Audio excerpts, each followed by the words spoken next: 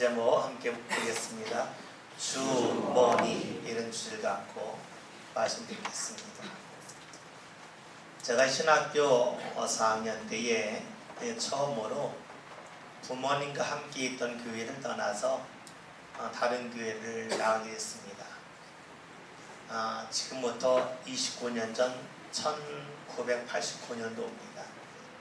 처음으로 교육전사를 나갔는데 수고했다고 사례비를 주는데 한 17만 원을 주었습니다.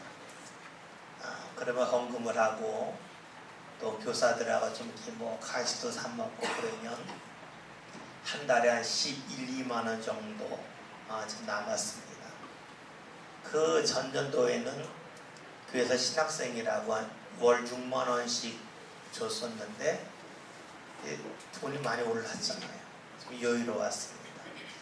신학교 4학년 때에 그래도 대학원 준비한다 그러다 보았더니 학교에서 늦게까지 공부를 하다 보면 밥값도 적지 않게 나갔지만 그래도 교회에서 주는 돈으로 어느 정도 여유롭게 생활할 수가 있었습니다.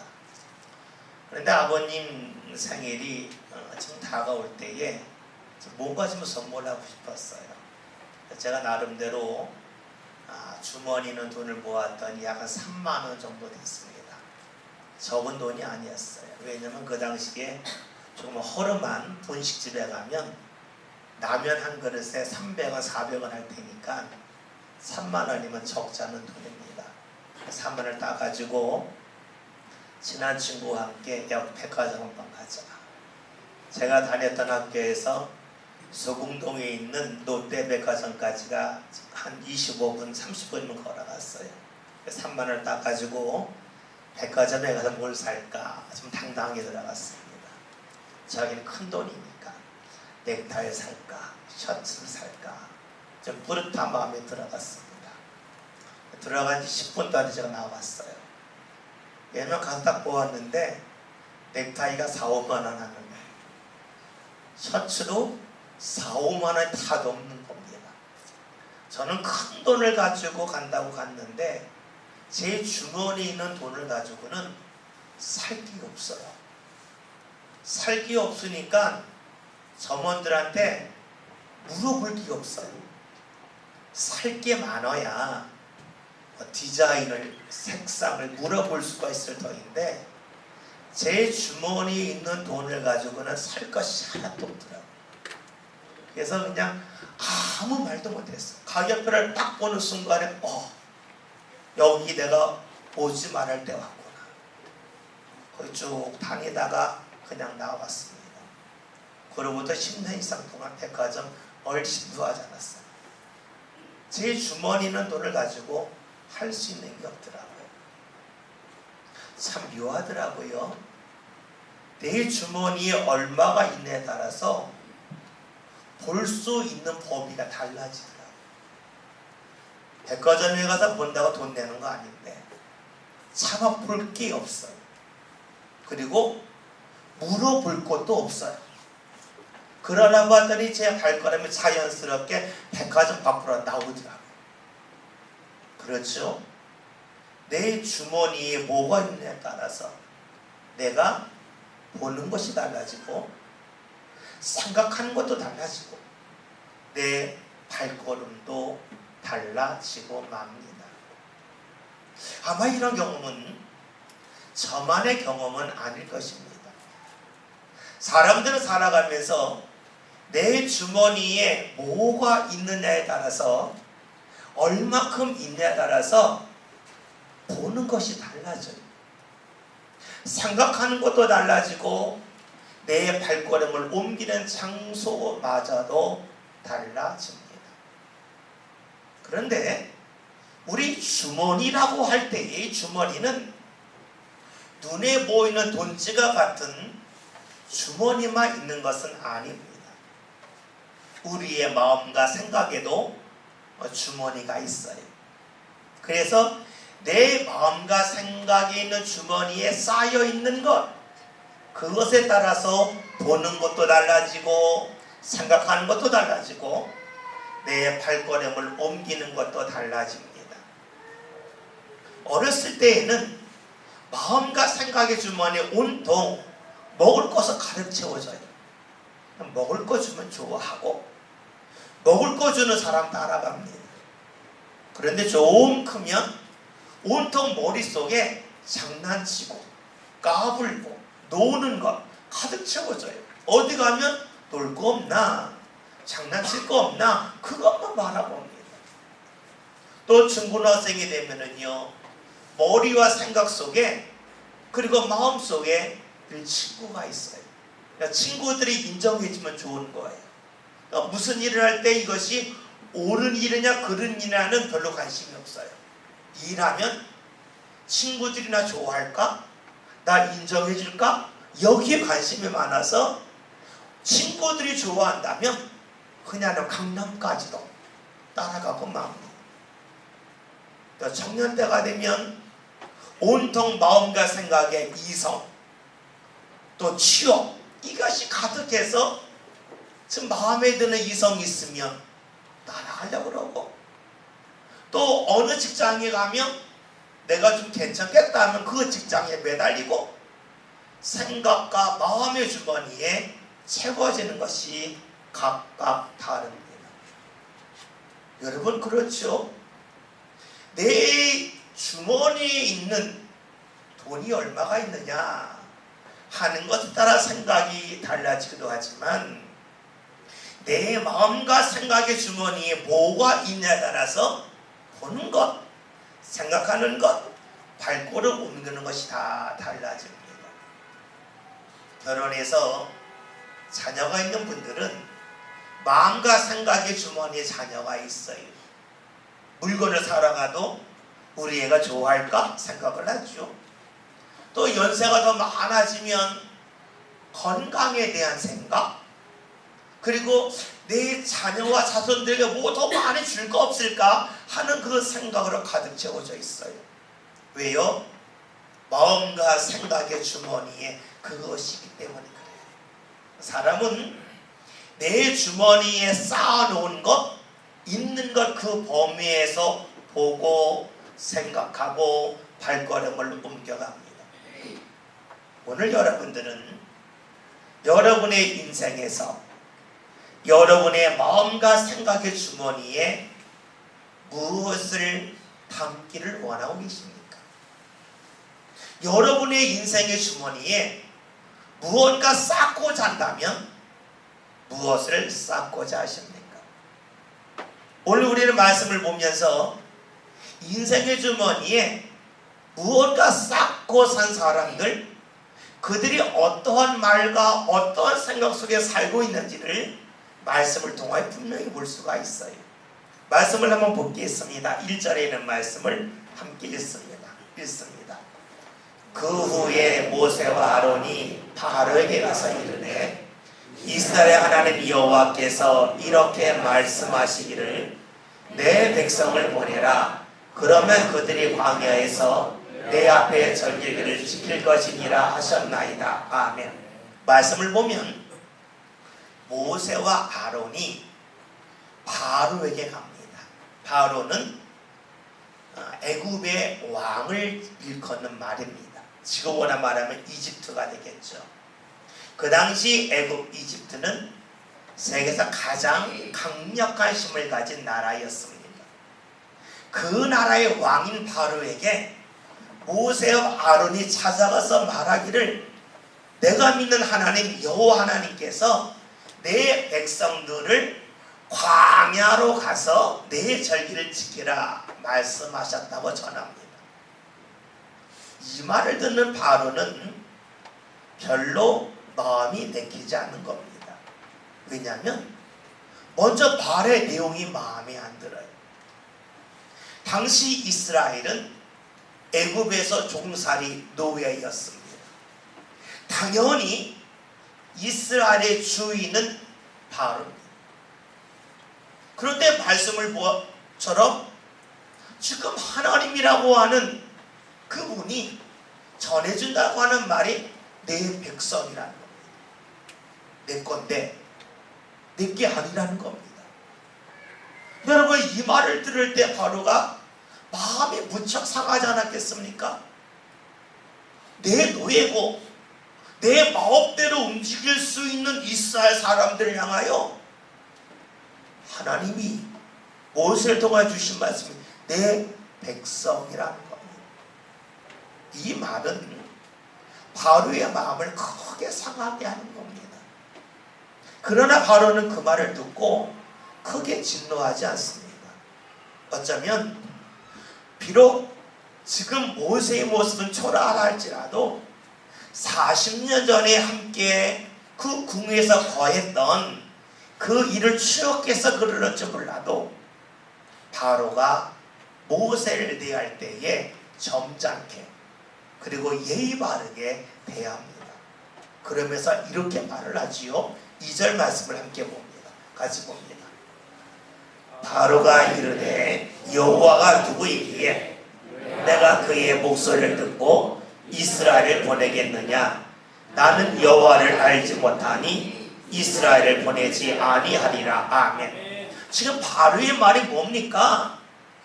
야, 네가 지금 여호와, 네가 믿는 하나님의 말을 전하는데 내가 그를 알지 못한다. 내가 그를 알지 못하니까 그가 전한 말을 내가 따를 수 없다 하는 거예요. 굉장히 점잖지 않습니까? 예의 바르지 않습니까? 바로의 말 속에는 네가 말하는 여호와를 안다면 그 말을 듣고 따르겠지만 내가 여호와를 알지 못하는데 어떻게 그의 말을 듣고 따를 수가 있겠냐는 겁니다. 오늘 우리가 들을 때에도 이 정도 말하면 아주 스마트하죠. 똑똑한 말이고 빈틈이 없는 말입니다. 내가 여호와를 알지 못하니 어떻게 그의 말을 들을 수 있겠는가 하는 겁니다. 내가 안다면 들을 텐데 나 몰라. 그러니 들을 수 없어 하는 것입니다. 오늘 우리들이 이 바로와 같은 사람을 자주 접합니다. 하나님 앞에 나와서 예배하자 할 때에 솔직히 나 하나님 잘 몰라요. 모르는데 왜 자꾸 예배하자고 그래. 귀찮게. 내가 알면 예배할 텐데, 내가 알면 찬송도 하고 기도를 할 텐데 내가 하나님 모르는데 어떻게 예배하고 기도하고 찬송합니까 하는 겁니다. 일리가 있지요. 저도 아버지가 목사님이라 교회에서 태어나서 교회에서 자랐어요. 열심히 교회 다녔어요. 근데 제가 말씀을 통해서 하나님에 대한 이야기 많이 들었지만 제 삶 가운데 하나님을 경험하지 못했어요. 하나님을 모르는 거예요. 교회 와서 교인들이 열심히 기도하면 왜 저렇게 기도하지? 어떤 분은 교회 와서 취하고 그냥 1시간 동안 고개 숙이고 취하다가 집에 갈 때 보면 눈이 뻘개요. 이해가 안 되는 거예요. 나는 모르니까. 근데 그런 분을 보면 이해가 안 되기도 하지만 좀 부럽기도 하더라고요. 나는 모르는데 저분은 안 해? 나는 좀 알면 저렇게 할 텐데, 나도 알면 저렇게 열심히 내고 싶은데 나는 모른다는 건 답답함이 있었어요. 아마 여러분들 중에도 그런 마음을 가진 분이 있을 거예요. 나는 몰라서 입에 잘 못 드리겠다. 내가 알면 열심히 낼 텐데 내가 알지 못해서 어쩔 수 없지 뭐. 사실 그렇게 말하면 할 말이 없어요. 몰라서 못한다는데 무슨 말을 하겠습니까? 그런데 모세와 아론은 거기서 중단하지 않고 이렇게 말을 해요. 3절에는 말씀 함께 보겠습니다. 그들이 이르되 시브리인의 하나님이 우리에게 나타나셨은즉 우리가 광야로 사흘 때쯤 가서 우리 하나님 여호와께 제사를 드려 하오니 가도록 허락하소서. 여호와께서 전염병이나 칼로 우리를 치실까 두려워하나이다. 아멘. 말씀이 기가 막힌 거예요. 왜냐하면 광야로 간다고 했는데 이제 3일 길이라는 겁니다. 그뿐만이 아니에요. 우리가 하나님 앞에 가서 제사하지 않으면 하나님이 우리를 전염병과 칼로 치실 겁니다. 말씀이 이해가 됩니까? 간혹가다 믿지 않은 사람들이 냉정하게 성경을 보고 이렇게 질문을 해요. 하나님이 아버지라며, 그 하나님이 사랑의 하나님이라며, 그런데 하나님 앞에 와서 예배하지 않는다고, 하나님 앞에 얼굴 보이지 않았다고 전염병을 주셔? 칼로 치셔? 야, 세상에 그런 아버지 없다. 야, 너희 아버지는 명절 때 네가 오면 때리냐? 전염병 주냐? 칼로 치냐? 세상의 아버지를 그러지 않는데 하늘에 계신 아버지가 어떻게 그럴 수가 있겠냐? 그 하나님이 정말로 아버지 맞아? 그 하나님이 정말로 사랑의 하나님 맞아? 나는 질문을 합니다. 이렇게 우리가 생각해보면 하나님에 대해 이해하기 어렵지 않습니까? 아니, 하나님 앞에 오지 않았다고 전염병을 주신다고? 그리고 하나님 앞에 오지 않았다고 칼로 치신다고? 이 하나님 너무 가혹한 하나님이고 독재적인 하나님 아니겠냐? 어떻게 이런 하나님을 우리가 믿고 살아야 된다는 것인가 하는 질문을 던질 수가 있습니다. 바로가 들을 때에 기가 막히지 않았겠어요? 고작 하는 이야기가 광야 가서 하나님께 제사한다고 그러는데 제사 안 하면 우리가 죽을 줄도 몰라요. 이런 이야기하고 있으니까 바로 입장에서는 그런 하나님을 이해할 수가 없는 것이에요. 여러분, 그렇다면 그 하나님이 어떤 하나님이냐? 더 궁금해서 물어야 될 터인데 바로는 이 말을 듣고 말이 확 달라져요. 어떻게 달라지냐면 4절 볼까요? 4절 말씀 함께 봅니다. 믿습니다.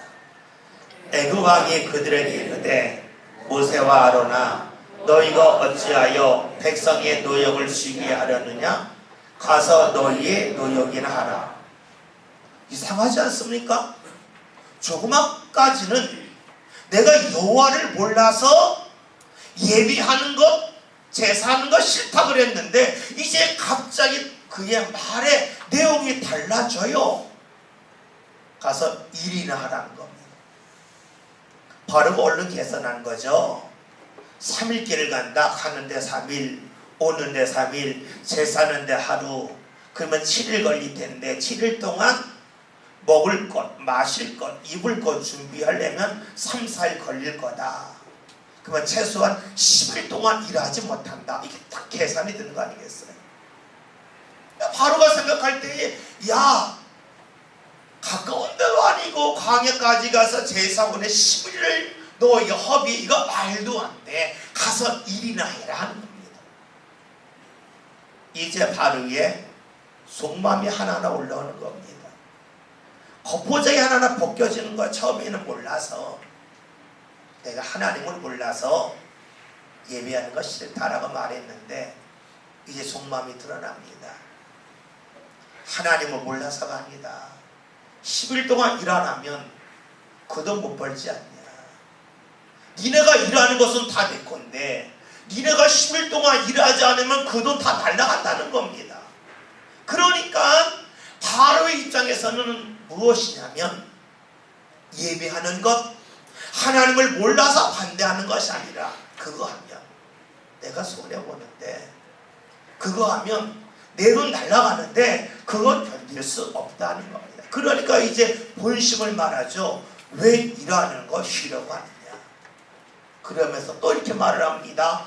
5절 말씀 함께 읽겠습니다. 같이 읽겠습니다. 바로가 또 이르되 이제 이 땅에 백성이 많아졌거늘 너희가 그들로 노역을 쉬게 하는도다 하고. 아멘. 바로가 하는 말이 너희가 예배하러 간다고 그러는데 사람의 수가 적은 게 아니다. 백성이 너무 많지 않냐. 백성이 좀 적다면 내가 손해를 조금 보겠지만 백성이 많다면 더 많은 손해를 볼 수밖에 없지 않겠냐. 그러니까 안 된다는 것입니다. 지금 바로는 계산이 굉장히 빨라요. 하나님 앞에 가는 것을 허락하면 내가 손해본다. 얼마 손해볼까? 다 계산이 되는 겁니다. 그의 계산은 정확했을 겁니다. 손해가 엄청났을 겁니다. 그러나 당시의 바로는 이스라엘을 다 노예로 삼았습니다. 아마 요즘으로 말하면 수천억 대의 재산을 가진 사람입니다. 10일을 일하지 않는다면 몇 억 손해볼 겁니다. 그의 마음속에는 내가 천억, 몇 천억을 갖고 있는데 인력 손해보는 거 견딜 수 없다. 그러니까 너희가 예배하러 가는 거 싫다는 것입니다. 바로의 주장이 낯섭니까?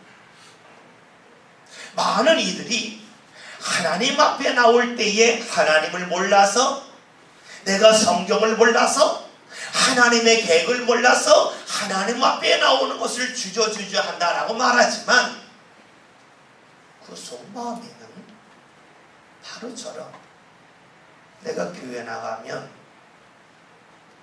일 못해서 손해보는데,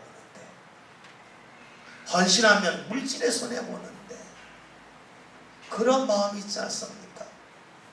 그러니까 하나님 앞에 나온다 할지라도 많은 시간이 아니라 내가 딱 정해놓은 시간이 있는 거예요.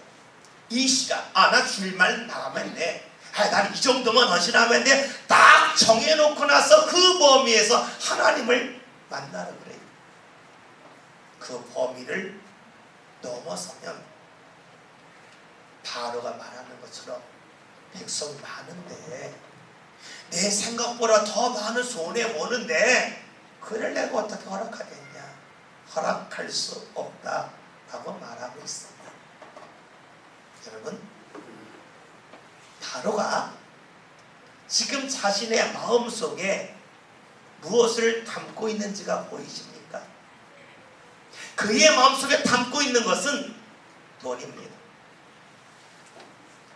너희 때문에 내가 돈에 손해볼 수 없다 하는 거지요.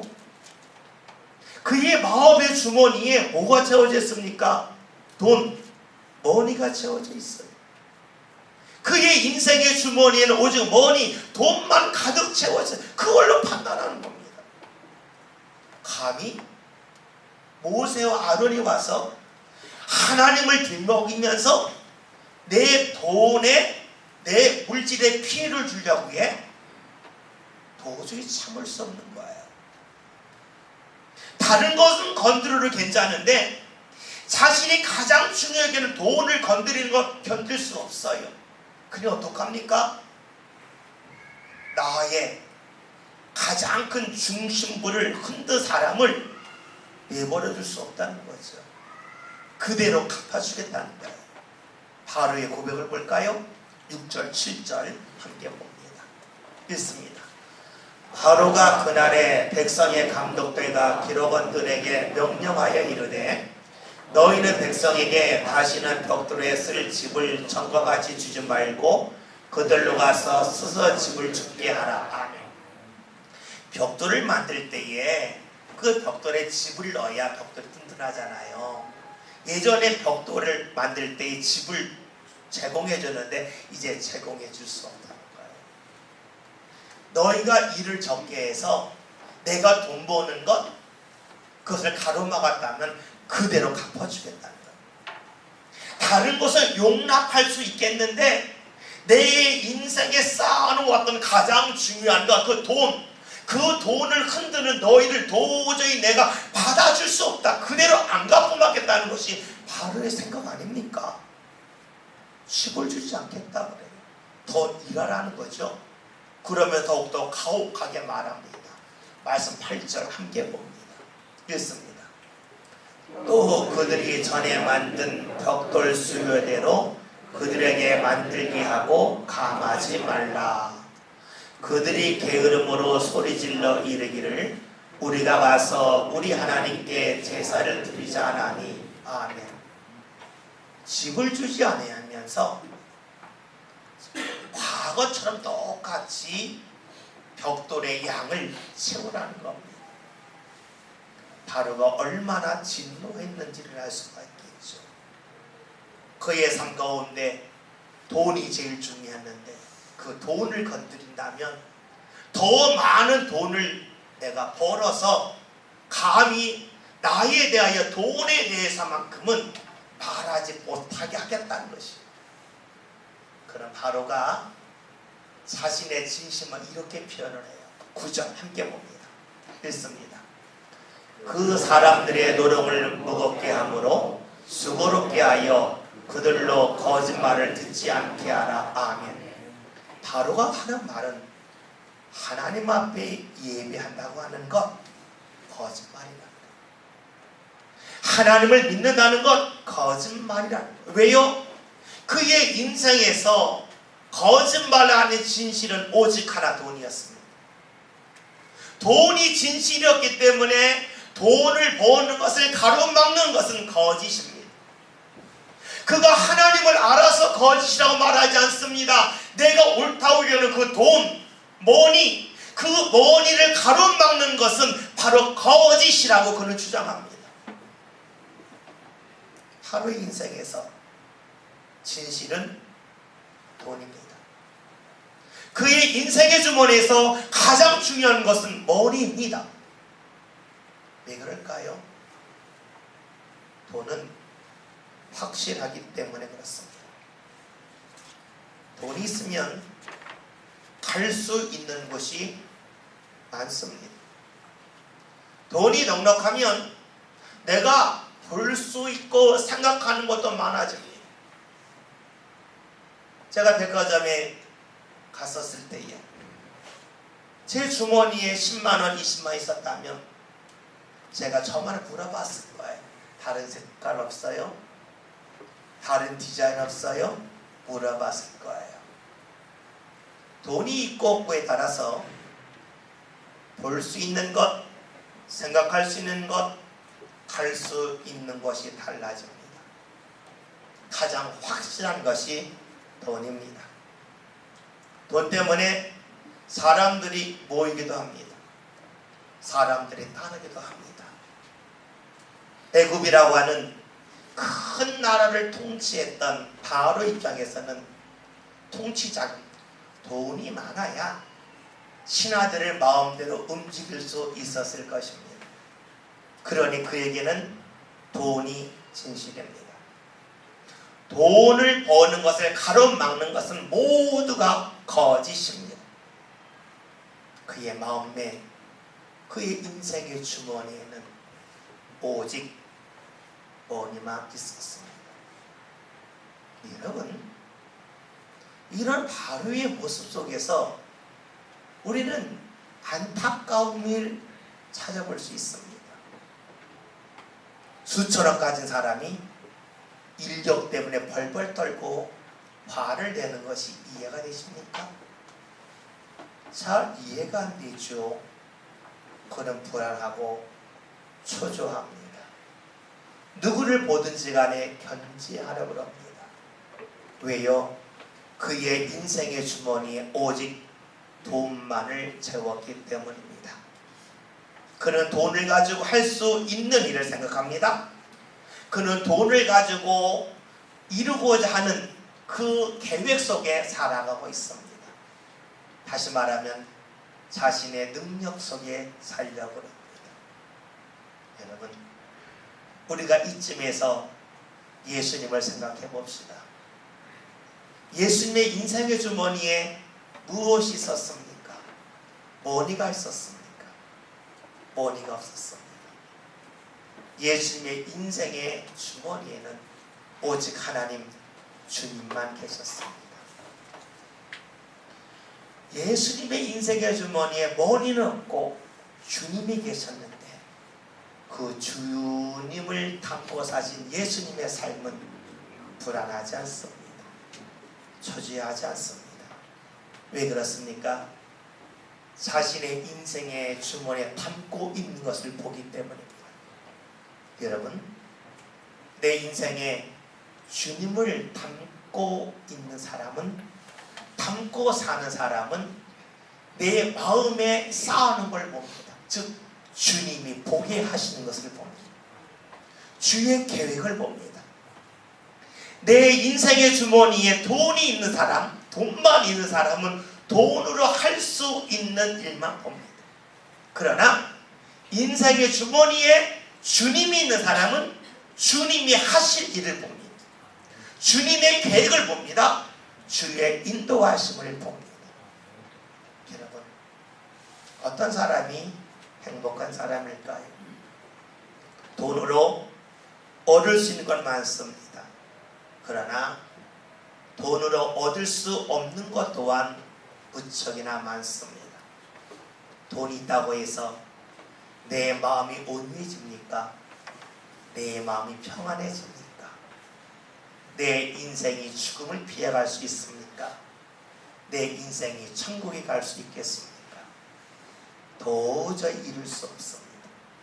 그러나 내 인생의 주머니에 머니는 없다 할지라도 주가 있는 사람, 주님이 있는 사람은 평안하게 살 수 있습니다.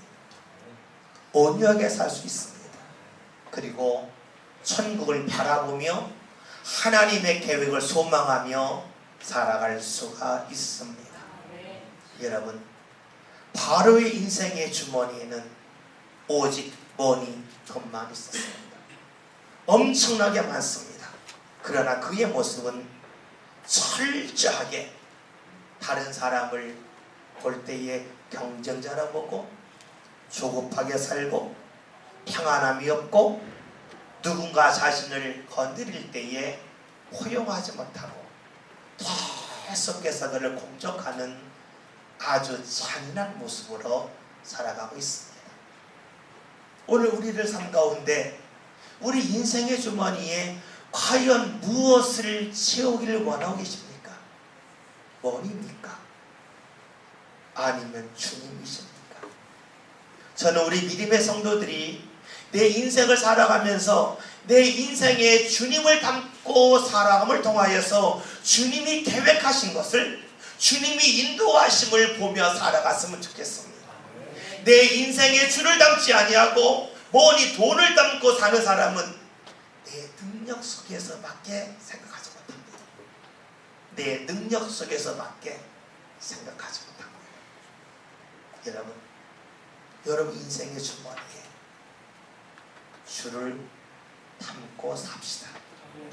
우리의 인생의 주머니에 머니가 부족하다 할지라도 주님을 꼭 담고 사는 그런 삶을 살아갔으면 좋겠습니다. 그래야 우리의 삶의 주머니에 주님이 꼭 자리 잡는 그런 인생이 되어서 우리의 삶이 주님이 주는 평안함으로 주님의 계획이 삶 가운데 이루어지는 삶으로, 그리고 주께서 나를 붙잡고 이끌어 가시는 천국 가는 삶으로 우리의 삶이 이루어질 수 있기를 주님의 이름으로 기원드립니다. 기도합니다.